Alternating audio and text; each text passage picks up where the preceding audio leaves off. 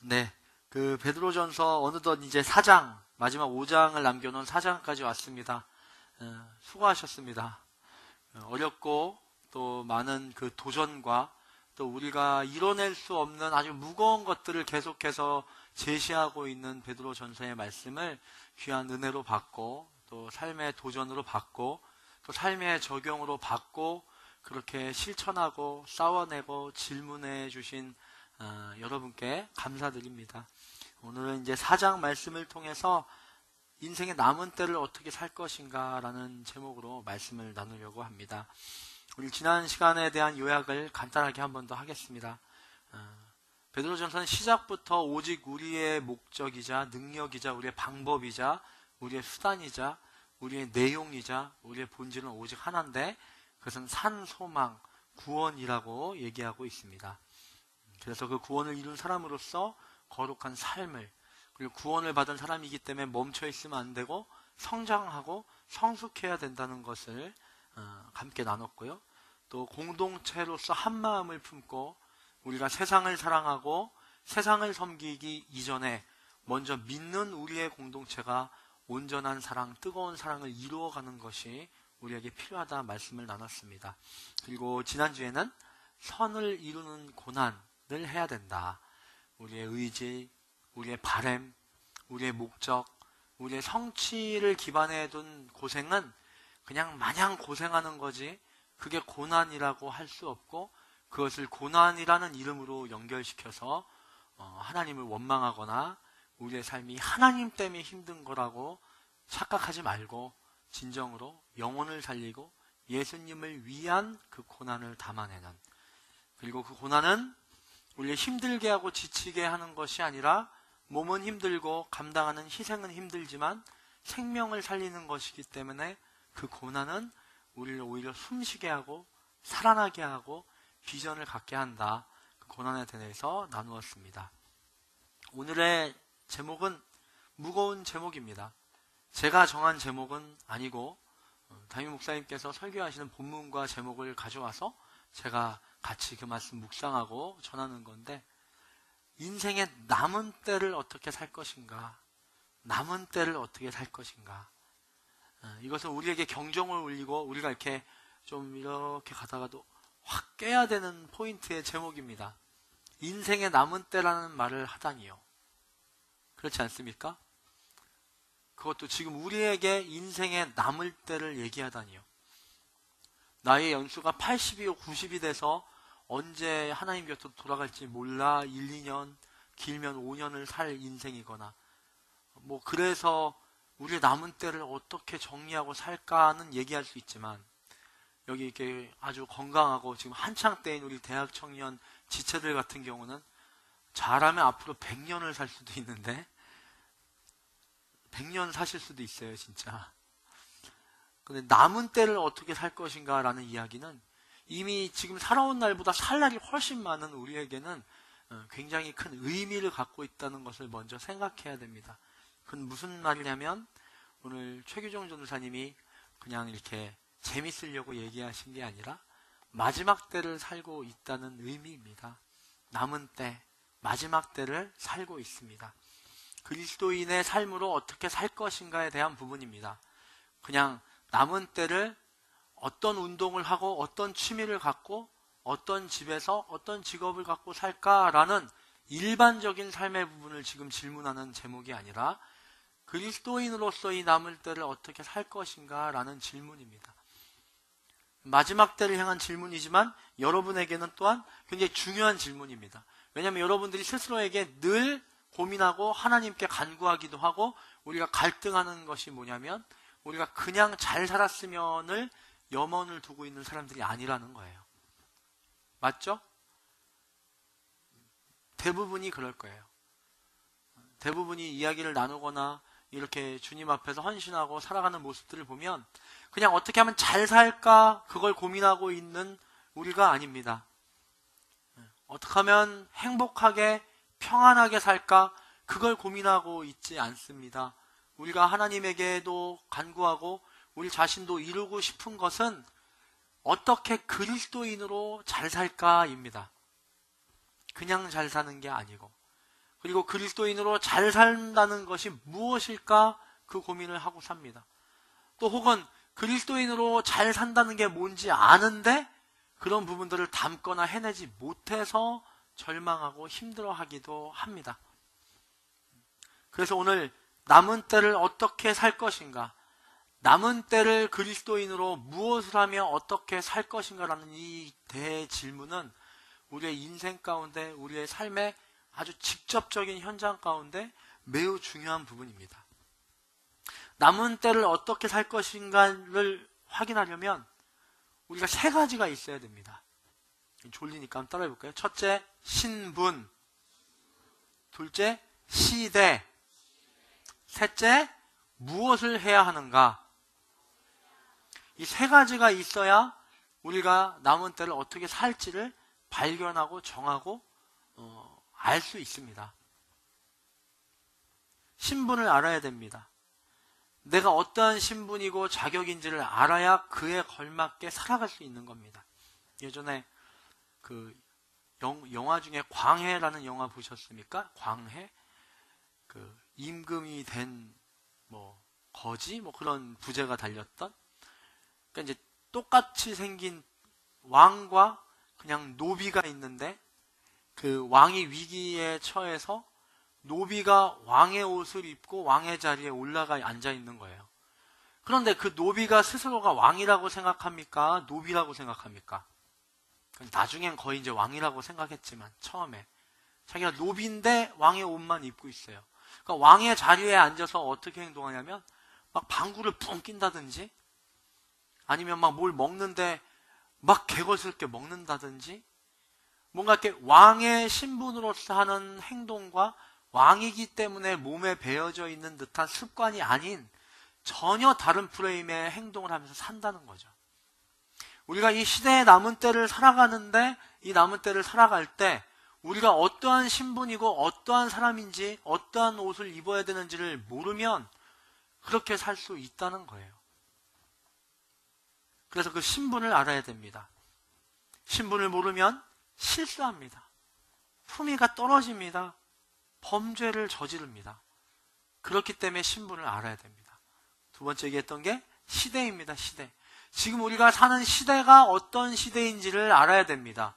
2017년 이게 아니고 과거에 무슨 X세대, Y세대 그런 표현으로 말하는 그 시대를 아는 게 아니라 지금의 시대가 어떤 시대인가, 어떤 현상이 일어나고 있는가, 어떤 문화가 있는 시대인가를 알아야 남은 때를 그리스도인으로서 바르게 살아갈 수 있는 것입니다. 이것도 어떤 영화 보면 이렇게 그런 영화들 있죠. 조선시대인데 무슨 신비로운 물건 때문에 이렇게 뿅 해갖고서 현대시대로 이렇게 오게 된. 근데 꼭 그런 영화는 보면 꼭 현대로 와도 좀 이렇게 시골로 오면 좋은데 이렇게 명동, 막 압구정, 빌딩 앞 이런 데로 뿅 떨어지잖아요. 이렇게 꼭 갓을 쓰고. 그래가지고 빌딩 앞에서 빌딩 문 앞에 대고 뭐라고 해요? 이리 오너라 이렇게 하잖아요. 전혀 다른 옷을 입고 전혀 다른 시대에 와서 자기가 사는 시대인 줄 알고 자기의 시대에 하는 말과 행동, 자기 시대에 하는 습관과 대처하는 행동을 하면서 사는 모습 영화에서 많이 보셨죠? 그 모습이 얼마나 이상하고 위태롭습니까? 오늘 우리가 우리의 시대를 알아야 이 시대에서 그리스도인이 어떻게 사는지를 알 수 있는 겁니다. 그게 아니고 그냥 나는 믿음을 지키며 살겠어. 나는 무조건 예수님만 외치며 살면 돼. 그냥 그런 막연한 명제를 갖고는 이 시대를 어떻게 사는지 알 수 없습니다. 이 시대와 시대의 현상을 알아야 됩니다. 세 번째로는 무엇을 해야 되는지 알아야 됩니다. 이 말은 구체적인 실천사항, 행동 강령을 찾아야지 남은 때를 어떻게 산다가 정해진다는 겁니다. 훌륭한 사람이 되고 싶다. 누구나 그렇게 생각할 수 있는 겁니다. 어떤 삶을 살고 싶다. 그냥 그건 누구나 다 마음을 먹을 수 있는 거예요. 여기 어디 하나님의 기쁨이 되고 싶지 않은 사람이 있습니까? 나의 삶을 통해, 나의 인생을 통해, 나의 남은 시간과 때를 통해 나 하나님의 기쁨이 되고 싶어. 그 말은 다 할 수 있는 겁니다. 선하게 살고 싶어? 의로운 사람이 되고 싶어? 나는 의로운 삶을 사는 게 나의 핵심 가치입니다. 그거는 그리스도인들을 다 그렇게 생각합니다. 안 믿는 사람도 착하게 살아야지. 그거는 다 말할 수 있습니다. 구체적으로 뭘 해야지 그 의로운 생활을 할 수 있고 그 기쁨이 될 수 있나가 중요합니다. 그래서 무엇을 해야 되는지를 찾아야 됩니다. 그러니까 오늘 말씀을 통해서 우리가 누구인지 신분을 알고 지금이 어떤 때인지 시대를 알고 이런 때 우리는 뭘 해야 되는가라는 행동에 대한 부분을 알고 나누고 그것을 담을 때 남은 때를 어떻게 살지 알 수 있는 것입니다. 첫 번째 신분에 대한 것에 대해서 나누려고 하는데요. 오늘 말씀 1절 말씀입니다. 4장 1절 말씀 우리 한 목소리로 읽어보겠습니다. 시작. 그리스도께서 육체의 고난을 받으셨으니 여러분도 같은 마음으로 무장하십시오. 이는 육체의 고난을 받으신 분이 죄를 끊으셨기 때문입니다. 우리의 신분을 설명해 주고 있습니다. 그리스도께서 육체의 고난을 받으심으로 육체의 고난을 받으신 분이 죄를 끊어내셨대요. 그러니까 우리가 주님의 자녀이면 우리의 신분은 뭐냐면 죄로부터 끊어진 사람인 것입니다.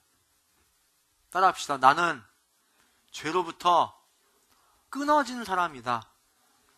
자, 그럼 질문하게 될 거예요. 아니요. 저 예수 믿고도 제가 얼마나 죄 많이 짓고 넘어지는데요. 죄로 끊어지긴요. 더 연결됐는데요. 지금 얘기하는 이 프레임은 죄로부터 끊어진 상태에 대한 부분을 설명하고 있는 게 아니라 지금 뭘 설명드린 거죠? 신분을 설명드린 거예요. 죄 안 짓는 사람이 아니라 죄로부터 끊어진 자리에 놓여진 그 신분을 소유한 사람이 되었다는 얘기예요. 여러분, 그 신분이라는 것을 알아야 된다는 겁니다. 그 신분을 알아야 남은 때에 내가 누구인지를 알고 사는 거예요. 죄를 지었을 때도 나는 죄로부터 끊어진 사람인데 죄를 졌네? 라고 말할 수 있기 때문에 돌이켜야 되는 줄 알고 회개하는 것을 할 수 있고 죄가 죄인 줄 알 수 있다는 거예요. 그런데 오늘날의 수많은 사람들이 자기의 신분을 모릅니다. 지금 그리스도인의 범주를 얘기하는 거예요. 그래서 그리스도인이 뭐냐? 그러면 그리스도인이 뭔가? 정확히 신분에 대한 의식이 없어요. 그냥 그런가 보다 해요. 그냥 교회 다니는 게 그리스도인이다. 목사님 보면 목사님이 낯설지 않으면 교회 다니는 거다. 목사님이 이렇게 말하다가 그렇습니다 하면 그럴 때 크게 말했을 때 아멘 하는 거다. 뭐 이렇게 두리뭉실하게 알고 있는 거죠.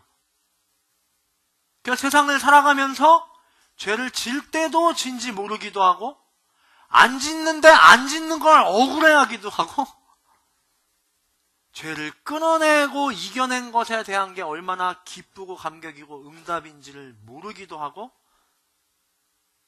죄를 짓고서 죄인이구나 내가 그러고 막 절망하기도 한다는 거예요. 신분을 몰라서 그렇습니다. 죄로부터 끊어진 사람입니다. 예수 그리스도를 믿고 구원에 대한 확신을 갖고 계십니까? 내가 그리스도인이라는 고백을 갖고 있습니까? 마음 가운데? 그렇다면 여러분의 신분이 뭐냐면 죄로부터 끊어진 사람입니다. 혹시 잠깐 1분 전에 죄 졌습니까? 생각으로? 아니, 죄 졌어도 죄로부터 끊어진 사람입니다. 이거는 구원파하고는 좀 다른 거예요. 구원해 주셨으니까 이제 앞으로 죄 져도 돼. 그 얘기가 아니고 우리의 신분이 그렇다는 거예요. 그러니까 죄를 졌으면 우리의 신분이 뭐죠? 죄를 끊어진 사람이니까 죄를 졌으면 어떻게 해야 돼요? 해결을 해야 되는 거예요. 해결을. 회개든 수정이든 누군가에게 이렇게 도움을 요청해서 빠져나오는 것이든 죄를 졌는데 그냥 지금은 지는 건가 보다. 지금은 그냥 짓고 가는 건가 보다. 그리고 그냥 살면 안 된다는 거예요. 아까 말한 광해 영화에 나온 주인공이 노비로 왕의 옷을 입고 있지만 점차적으로 어떻게 돼요? 왕의 모습과 말투를 갖고 나중에 마지막에 뭐라고까지 해요? 내가 왕이 되고 싶습니다. 그렇게 얘기하잖아요. 변해야 된다는 거죠. 신분을 안다는 것은 변할 수 있다는 겁니다. 근데 신분을 모르면 변하지 않는다는 겁니다.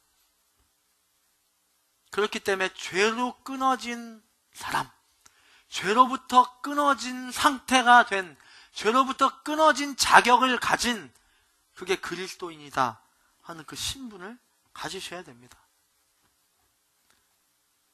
그럼 지금 죄를 짓는 이 상태는 어떻게 설명됩니까? 주님이 죄로부터 끊어진 사람이라고 자격만 주셨는데 그 자격이 무거운데요. 지금 장난 아닌데요. 제가 지금 끊어졌다고요? 지금 장난 아닌데요. 목사님 못 오셔서 그러는데 이거는 끊어졌다고 말하기에는 설명이 안 되는데요. 제가 지금 그런 마음 드실 수 있어요. 신분을 갖게 됐다는 건 이런 거예요. 예를 들면 공을 전혀 찰 줄 모르는데 국가대표 축구선수가 된 거예요. 축구선수라는 그 자격과 신분을 가진 거예요. 그리고 경기에 나가는 거예요. 자, 첫 경기가 어떻게 될까요? 자, 오늘 한국과 이탈리아 16강전 마지막 티켓을 놓고 경기 시작합니다. 스트라이커는 오늘 공을 처음 차보는 땡땡땡 누구와 스트라이커로 섰습니다. 어떻게 될까요? 어떻게 돼요? 엉망이죠. 작살나죠. 한번 그렇게 했어요. 그럼 그 경기를 하는 중에 국가대표가 아닙니까? 어렵지 않은 질문 같은데. 우리는 텔레비 보면서 그렇게 하죠. 쟤 빼. 다음 경기 때 빼. 지금 제 전반에 그냥 갈아쳐야 되는데. 근데 이상하게 감독들은 안 갈아치우고 끝까지 가죠. 신분과 자격 때문에 그렇습니다. 국가대표의 자격을 갖고 A매치 경기가 시작돼서 삑 불고 경기가 시작됐어요. 골을 먹어요. 공을 발로 차야 되는데 손으로 튕겨요, 막. 그럼 뭐 경고를 받겠죠. 퇴장을 받겠죠. 감독한테 혼나겠죠. 욕 먹겠죠. 창피하겠죠. 근데 국가대표예요. 안 변해요. 안 바뀌어요. 죄송해요. 안 바뀌어요. 그게 예수님의 우리에게 허락하신 구원과 선택이라는 것의 내용입니다. 구원은 엄청난 겁니다. 구원은 단번에는 우리를 하나님의 백성 삼으셨지만 완성해가는 과정은 우리와 함께 일하십니다. 이것을 전문 용어로 성화라고 합니다. 어떤 때나 하나님이 주권적으로 성숙하게 인도하십니다. 그걸 견인이라고 합니다. 우리가 막 돌이키고 회복하고 용기를 냅니다. 그것을 회심이라고 합니다. 이 하나님과의 유기적인 연합을 통한 우리의 성숙함을 이뤄가는 이 과정, 이것을 성도의 성화의 과정이라고 하고 성화의 마지막에 완성을 구원받았다라고 하는 것입니다. 여러분의 신분을 아십시오. 공을 좀 못 찹니까? 공을 손으로 튕기고 있습니까? 괜찮습니다. 국가대표입니다. 그러나 다음 경기 때 잘하십시오. 믿어주고 있습니다. 계속 국가대표라고 자랑합니다. 그래서 다음 경기에 잘 해주리라 믿습니다. 또 잘하게 하려고 열심히 가르치고 훈련시킵니다. 근육이 아플 땐 파스를 바르고 안아줍니다. 그러니 어찌 우리가 구원받은 사람으로 성숙하게 되지 않겠습니까? 분명 다음 경기엔 득점을 할 겁니다. 그 다음 경기엔 경기를 승리로 이끌어낼 것입니다. 그것이 구원의 여정 가운데 있는 우리의 신분입니다. 힘내십시오. 구원을 향해 가고 있습니다. 다음 경기엔 골을 넣을 것입니다. 아멘. 두 번째, 우리가 어떤 시대를 살고 있는가에 대한 부분입니다. 이 부분은 4절과 5절을 읽겠습니다. 4절과 5절 시작. 이방 사람들은 여러분이 그 같은 극한 방탕에 휩쓸리지 않는 것을 이상하게 여기고 비방하지만 그들은 산 사람과 죽은 사람을 심판하기 위해 예비하시는 분에게 바른 대로 고하게 될 것입니다. 지금 우리가 사는 시대는 어떠한 시대냐면 술 취함과 음란과 정욕과 방탕과 향락과 가증한 우상 숭배로부터 휩쓸리지 않는 걸 이상하게 여기고 비방하는 시대를 살고 있습니다. 제가 시대를 너무 비관적으로 얘기한다고 오해하지 마십시오. 당연히 세상도 음란한 것 비판하고 싫어하고 방탕한 것 비판하고 싫어합니다. 그러나 세상의 세속적인 가치에는 분명히 이 음란과 방탕과 술 취함과 향락과 우상 숭배에 연관된 무슨 주의, 무슨 론, 무슨 관이라는 것들로 무장되어 있습니다. 여러분, 우리가 이 시대를 살고 있다는 것을 알아야 합니다. 이러한 시대를 살고 있다는 것을 알지 못하면 어떠한 일이 일어나냐? 우리가 세상에서 말하는 그 가치와 기준에 따르면서 아무 문제가 없다고 생각하게 됩니다. 또 반대로 조선시대 사람이 타임머신 타고 현대에 와서 이리 오너라 하는 것과 같은 이상한 말과 행동을 하게 됩니다. 야, 술 마시러 가자. 그래? 저쪽에 있는 친구가. 야, 너 교회 다니잖아. 아이, 교회 다녀도 다 마셔. 넌 아버지가 장로님이잖아. 그 철수 형 있지? 철수 형도 아버지가 장로님이야. 이런 이상한 말을 합니다. 마치 명동에 있는 큰 롯데백화점 앞에 가서 이리 오너라 하는 것과 동일합니다. 세상 사람이 우리가 예수 그리스도를 말해서 욕하는 게 더 클 것 같습니까? 우리가 그리스도인인데 예수 그리스도를 말하지 않는 것 때문에 욕하는 게 더 클 것 같습니까? 저한테 대답하실 필요는 없습니다. 시대를 알아야 됩니다. 이 시대의 이것들, 이 시대의 자연스러운 것들, 이 시대면 그냥 문화적이고 그런 것들, 이 시대니까 그냥 누구나가 다 가볍게 생각하고 받아도 되는 것들이라고 생각하는 그것들이 뭐냐면 음란과 방탕과 술 취함과 향락과 가증한 우상 숭배라고 합니다. 제가 무슨 스마트폰 쓰는 게 방탕이다 그런 극단적인 말을 하고 있는 것은 아닙니다. 그렇게 따지지 말고 가만히 자신의 삶과 주변을 생각해 보십시오.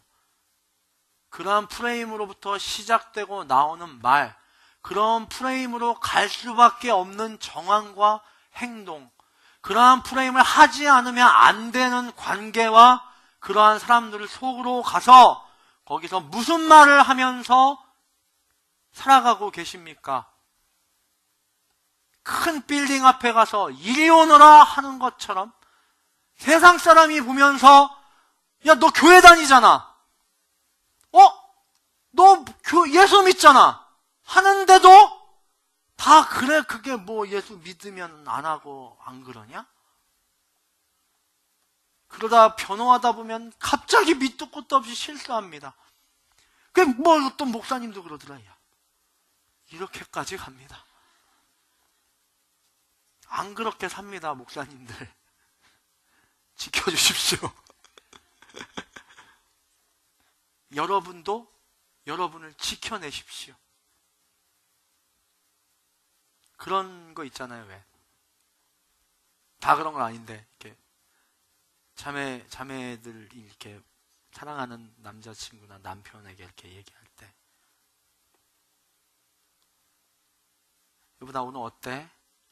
이렇게 물었어요. 계시가 임한 거죠. 저게 무슨 의미일까? 기분과 상태를 묻는 걸까?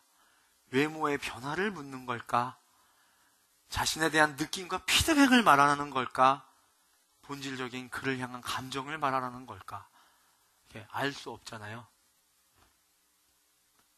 세상에 주님을 모르는 사람이 우리에게 무언가를 물을 때 비슷합니다. 가자, 먹자. 너 너무 좋아. 가자. 그 말이 시험일 수 있습니다.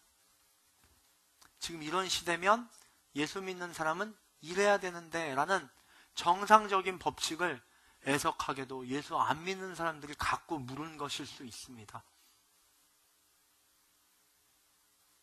그렇기 때문에 시대를 알고 그 시대에 맞게 우리의 대답이 나아가야 된다는 것입니다. 지금 시대는 그런 시대입니다. 제가 고3 때 입시 준비를 하다가 그 압구정동 어느 교회에서 기도를 하고 나오는데 추운 겨울에 어떤 이렇게 국어를 하시는 분이 손이 꽝꽝 얼어갖고 이렇게 부들부들 떨면서 앉아 계신 거예요. 그 다음 주도 계속 계신 거예요. 그래서 어떤 날은 이제 수요일 날만 오시는 건가 봤더니 매일 그러고 있는데 말할 수가 없이 손이 막 터질 것 같이 그렇게 계신 거예요. 그래서 제가 어느 날 수요일 날 기도 마치고 이렇게 나와서 그 선생님 식사하셨어요? 그랬더니 못 먹었대요. 말도 잘 못해. 이게 얼어가지고 못 먹었어요. 그래서 식사하러 가실까요? 식당에 들어가는 걸 실패했습니다. 압구정동인데 말이죠. 식당이 얼마나 많겠습니까?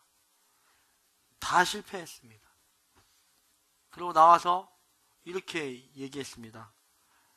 그때가 이제 11월쯤이니까 12, 1, 2, 한 3개월 정도 이 일을 안 하려면 왜 일을 하고 있고 일을 안 하면 어떻게 해야 되냐.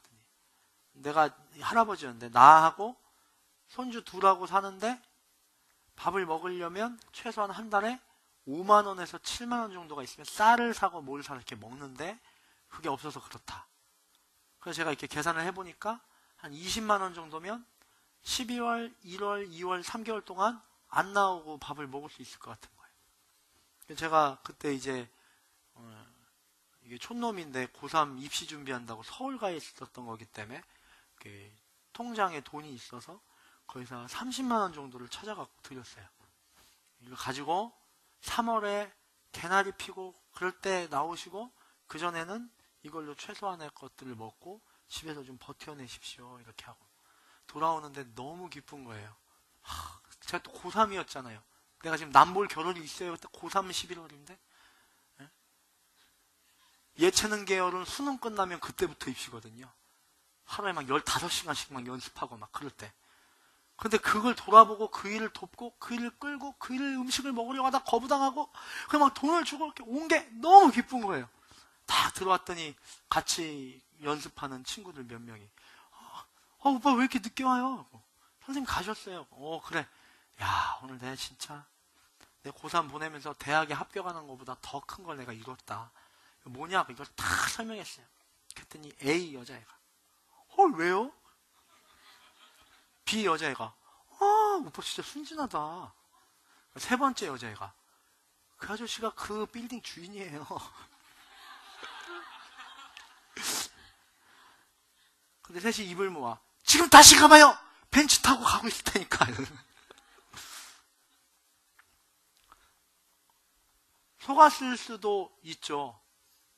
제가 요 예화를 몇 번 들었거든요. 예전에도. 근데 제가 회중한테 비웃음을 산 적도 있어요. 그러게 순진해가지고 막 이렇게 귀하게 여기는 게 아니라 오늘 너무 좋네요. 이렇게 지금 같은 가치관을 갖고 딱 반응해 주니까 너무 반갑고 기쁘네요. 희망이 있습니다. 아주. 그런 시대를 살고 있습니다. 동의하시죠? 너무 흔한 일 아닙니까?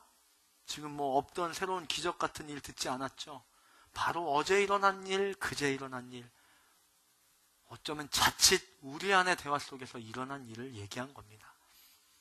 그렇기 때문에 이 시대를 알고 시대에 맞는 그리스도인으로 대처해야 됩니다. 그런 시대라는 것을 아십시오. 마지막 때입니다. 6절과 7절 말씀을 읽어보겠습니다. 6절과 7절 말씀입니다. 시작. 이 때문에 죽은 사람들에게도 복음이 전파됐는데 이것은 그들이 육체로는 사람들을 따라 심판을 받지만 영으로는 하나님을 따라 살게 하려는 것입니다. 만물의 마지막이 가까이 왔습니다. 그러므로 여러분은 정신을 차리고 깨어 기도하십시오. 7절 상반절에 만물의 마지막이 가까이 왔습니다. 지금 이거는 지금 쓴 책도 아니에요. 지금보다 훨씬 전에 쓴 책이에요. 그런데 그때부터 이미 이러한 시대이기 때문에 마지막 때입니다 라고 얘기하고 있습니다. 마지막 때라는 게 뭔지 아십니까? 마지막 때라는 거는 비상시다. 군대로 따지면 마지막 때가 뭐예요? 전쟁 발발 직전이다. 특수한 시대다. 또 마지막 때라는 건 무슨 말입니까? 기회다. 마지막 기회다. 지금 우리가 그런 시대를 살고 있습니다. 지금은 목회자들이 예수님이 다시 오실 날이 멀지 않았다고 계속 말하는 시대입니다. 그래서 우리는 10월 한 달 내내 허리를 동여매고 눈을 부릅뜨고 거룩한 삶을 위해, 성숙을 위해 세월을 아끼고 죽을 힘을 다해 공동체가 사랑하고 살아가야 된다라고 외치고 있는 것입니다. 마지막 때이기 때문입니다. 지금의 때의 유행, 지금의 때의 관념, 지금의 때의 학문, 지금의 때의 어떤 흐름을, 문화를 그냥 받으면 뭘 받은 거예요? 마지막 때의 현상들을 받은 거예요. 그 마지막 때의 현상을 받은 건 어떤 일이에요? 명동 빌딩 앞에서 이리 오너라 하는 그리스도인의 모습을 갖고 사는 것이라는 겁니다. 그래서 이 시대를 알고 살아가야 됩니다. 그럼 무엇을 해야 하는가? 세 번째죠. 그게 바로 4장 7절부터 11절까지 나와 있습니다. 4장 7절부터 11절까지를 한 목소리를 읽어보겠습니다. 시작. 만물의 마지막이 가까이 왔습니다. 그러므로 여러분은 정신 차리고 깨어 기도하십시오. 무엇보다도 서로 깊이 사랑하십시오. 사랑은 허다한 죄를 덮습니다. 서로 대접하기를 불평 없이 하십시오. 각자 은사를 맡은 대로 하나님의 각양 은혜를 받은 선한 청지기 같이 서로 섬기십시오. 여기까지입니다. 여기까지. 네 가지가 나와 있어요. 첫 번째는 깨어 기도하라 합니다. 7절 말씀에. 8절 말씀에는 깊이 사랑하라. 그 다음에 세 번째는 9절인데 대접해라. 그리고 네 번째는 10절인데 선한 청지기의 삶을 살아라. 이 네 가지를 하네요. 이거를 하는 게 지금 이 시대를 아는 그리스도인으로서 그 신분에 맞게 사는 거라고 합니다. 처음 뭐라고요? 따라해보겠습니다. 기도해라. 기도하래요. 근데 기도하라는 게 어떤 기도를 하냐면 이렇게 추상적으로 아니면 나의 어떠한 부분을 기도하라는 얘기가 아니라 여기 뭐라고 표현됐냐면 깨어 기도하라 그래요. 깨어 기도하라. 그러니까 기도의 내용이 뭘 기도해야 되냐면 주님 내가 깨어나게 해주십시오 라는 기도를 해야 된다는 거예요. 믿음 위에 믿음이 더해지게 해주십시오. 나의 미적지근한 믿음을 열정의 믿음으로 나아가게 해주십시오. 나의 직분의 자리가 은혜가 잠들어 있는 직분이 아닌 깨어있는 직분이 되게 해주십시오. 나의 섬김의 자리가 정말 충만한 은혜와 감사로 깨어나게 해주십시오 라는 것을 기도하라는 거예요. 빨간 코트를 사주십시오 이런 기도가 아니라 핸드폰이 고장났습니다. 액정을 갈 수가 없는데 갈 수 있는 정황을 허락해 주십시오. 그 기도를 하라는 게 아니라 깨어나라는 기도를 하라는 거예요. 또 깨어나는 기도를 하기 위해서 반대로 얘기할 수 있어요. 기도를 하려고 깨라는 거예요. 깨라는 말이 뭐예요? 자고 있어야 깨는 거잖아요. 좀 더 정확하게 새벽 기도하라는 거예요. 그러니까 어떤 기도를 하라는 얘기냐면 깨어 기도하라는 얘기는 새벽 기도해라 이 얘기는 아니지만 그냥 내가 이렇게 길 가다가 주님 오늘 하루도 나이스하게 아멘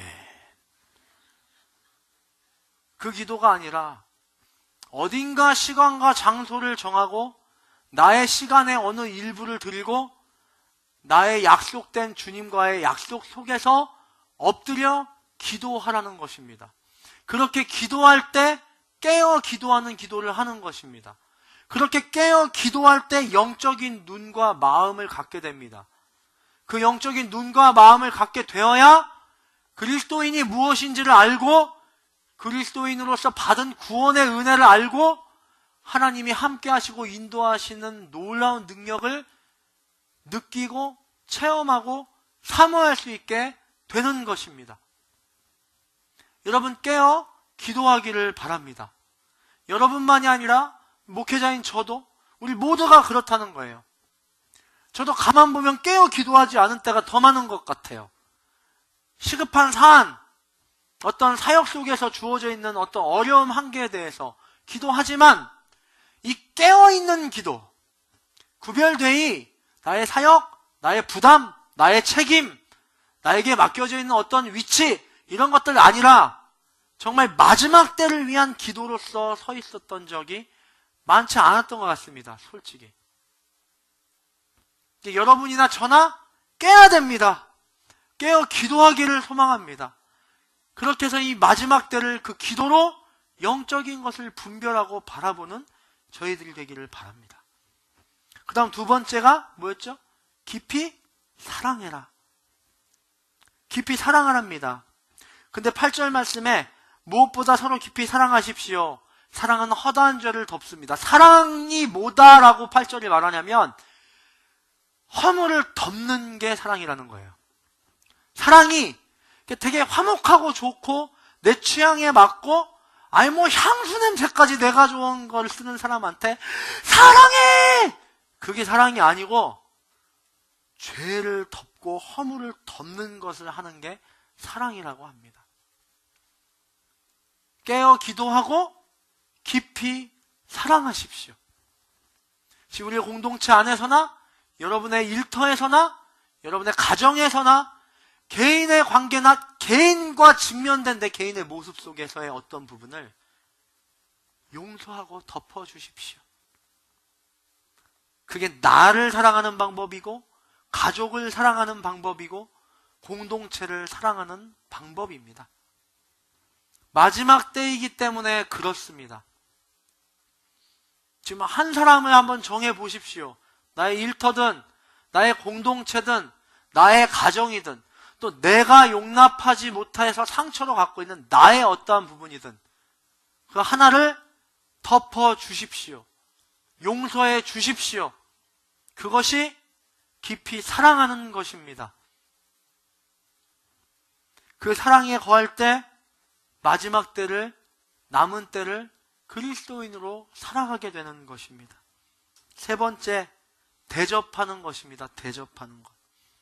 서로 대접하기를 불평 없이 하십시오. 9절 말씀에. 대접은 대접인데 불평이 없는 대접을 해야 되는 걸 말합니다. 역으로 얘기하면 좀 비약일 수 있지만 불평하려면 대접하지 마십시오.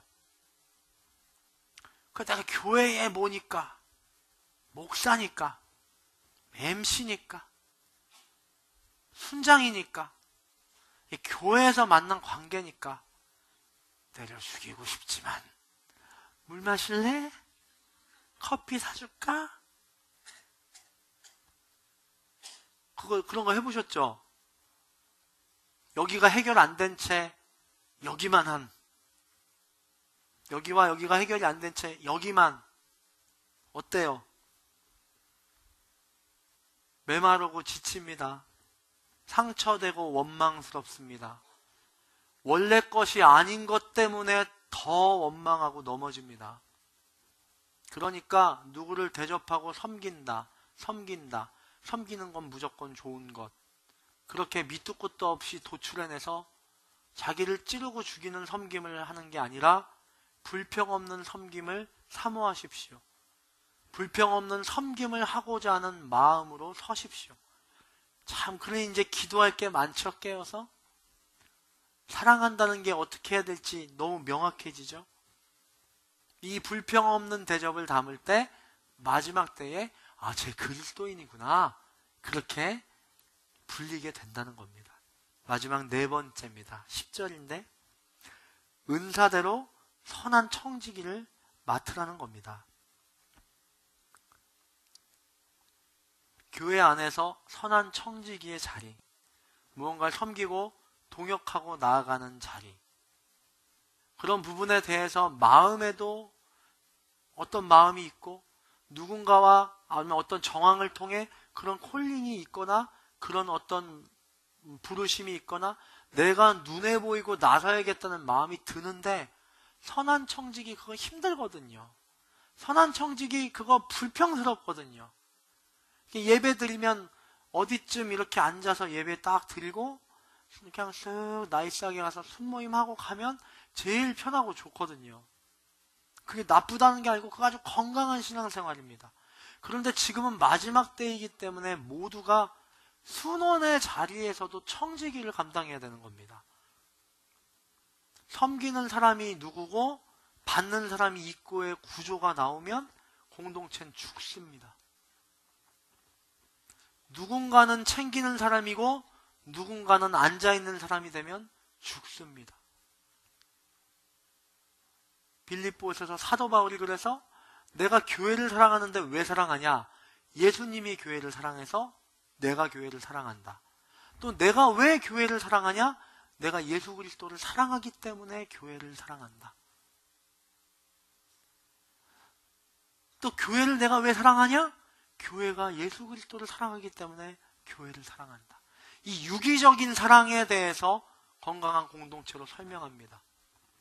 건강한 공동체는 유기적으로 사랑하고 섬기는 공동체입니다. 선한 청지기가 따로 있는 것이 아니라 우리 모두가 선한 청지기인 것입니다. 뭔가를 콜링하면 왜 두려워하십니까? 콜링을 안 받으면 편하고 안 해도 되는데 받으면 해야 돼서 두렵습니까? 그게 바로 유기적이지 않은 프레임의 사고인 것입니다. 차라리 그 반대일 수 있습니다. 차라리 내가 MC를 해서 그렇게 어렵게 해야 되는 일을 기획을 안 해버리고 말지.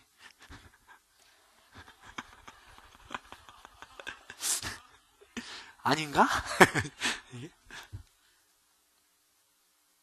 왜 평범한 성도의 자리는 그냥 성도의 자리라고 생각하십니까? 마지막 때이기 때문에 주를 믿는 모든 그리스도인은 선한 청지기입니다. 각양의 은혜를 맡은 선한 청지기로 섬기래요. 각자의 은사를 받은 대로 섬기래요. 또 은사를 받은 대로라고 말을 하니까 저는 은사가 없어서 그냥 섬기지 못하고 이렇게 예배만 해요, 목사님. 여기서 말한 은사의 각양의 은사는 뭐 노래 잘 부르고 말 잘하고 기계 잘 고치고 이런 기능의 은사를 얘기하는 게 아니고 성령의 은사이기 때문에 무엇을 말하냐면 사랑을 알고 고백할 수 있는 것도 은사입니다. 온유함도 은사입니다.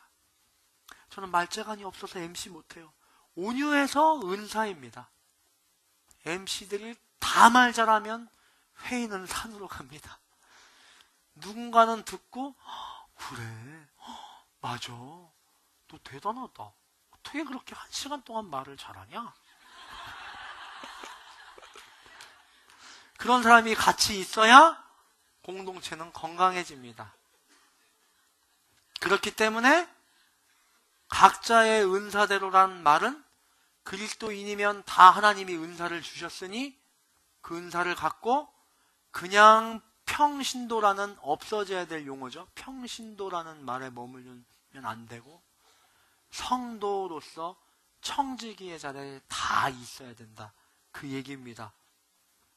그래서 차라리 콜링 받으면 기뻐하십시오. 오히려 정하고 하니까 다행이지. 모르고 갑자기 해야 되면 더 당황스럽습니다. 이 네 가지입니다. 왜 이렇게 살아야 되나? 우리의 신분을 잊지 않고 이 시대에 그리스도인으로서 대답하면서 살고 그 일을 이루기 위해 이 네 가지에 기도하고 사랑하고 대접하고 청지기의 자리에 있어야 되나? 왜 그런가? 왜 그런가? 11절 말씀인데 읽고 와닿지 않으면 처음부터 다시 하겠습니다. 11절 말씀 함께 읽겠습니다. 시작. 누구든지 말을 하려면 하나님께서 말씀한 것 같이 하고 누구든지 섬기려면 하나님께서 공급하시는 힘으로 하는 것 같이 하십시오. 이는 모든 일에 하나님께서 예수 그리스도로 인해 영광을 받으시게 하려는 것입니다. 영광과 능력이 세세 무궁토록 그분께 있기를 빕니다. 아멘. 여러분이 이렇게 살면 여러분이 누구인지를 알고서 죄로 끊어진 하나님의 자녀의 신분을 갖고 이 무너져가는 마지막 때에 방탕한 것으로부터 분리돼서 조롱받음을 담아내고 그 일을 이뤄가는 실제적인 기도하고 사랑하고 대접하고 청지기로의 섬김의 삶을 담아내면 어떤 일이 일어나냐? 영광과 능력이 하나님께 영원히 있게 된답니다. 아멘? 여러분의 그 시대 속에서 삶 속에서 담아내는 한 가지 한 가지가 별게 아닌 것 같습니까? 누가 안 줍는 쓰레기를 줍는다? 누가 안 하는 일을 내가 한다? 누구도 이렇게 피하고 있는 그걸 내가 받아와서 한다? 그럼 그냥 손해보고 거기서 그냥 모두가 고마워하고 끝나는 일 같습니까? 아니랍니다. 아니라네요. 말씀은 아니라네요. 그 일을 통해, 그렇게 함을 통해 모든 일에 하나님께서 예수 그리스도인의 영광을 받으시게 하려는 거라는 그 놀라운 목적 때문에 우리에게 그렇게 살라고 하십니다. 우리가 그렇게 살면 세상 사람이 하나님이 영광되다 말하는데 이유가 뭔데? 그러면 세상 사람들이 예수님 때문에 이렇게 얘기하게 된답니다. 근데 예수의 죄로부터 끊어진 잔연한 신분을 가진 우리라면 한마디가 더 붙는 겁니다. 야, 내가 하나님 모르지만 하나님의 영광이 있구나. 그분이 진리구나. 주에게로 굴복하고 가야겠구나. 말하게 되는데 왜? 예수님 때문에 그리고 너 때문에. 아멘? 놀랍지 않습니까?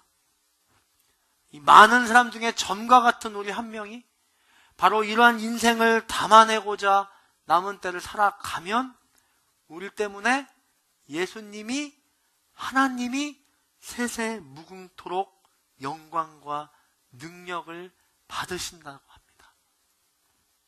충분하지 않습니까? 그 일을 위해 이 남은 때를 그리스도인으로 살아내십시오. 아까 광고도 했지만 새벽이든 교회는 늘 기도의 자리가 열려 있습니다. 깨어 기도하십시오.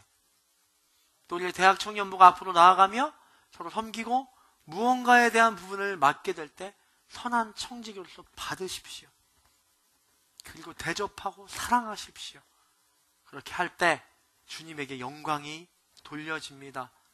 우리를 통해 주님이 영광을 받으셨다는 것은 그 다음 우리에겐 어떤 마음과 기쁨과 평안과 은혜와 기적이 있냐는 설명할 필요도 없는 이야기입니다.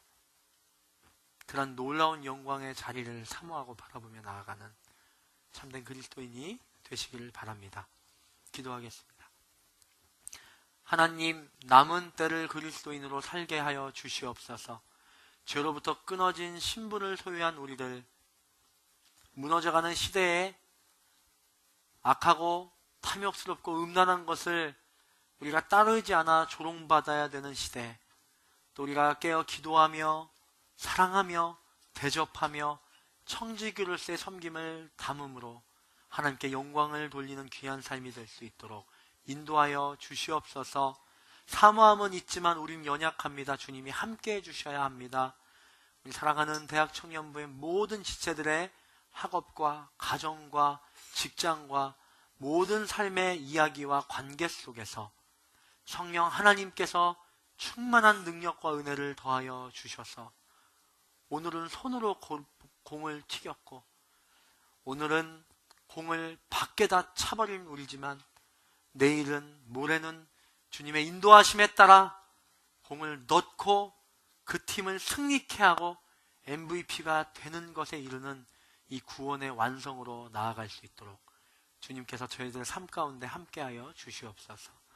그렇게 하실 주님께 믿고 미리 감사와 영광을 돌리며 예수 그리스도의 이름으로 기도합니다. 아멘.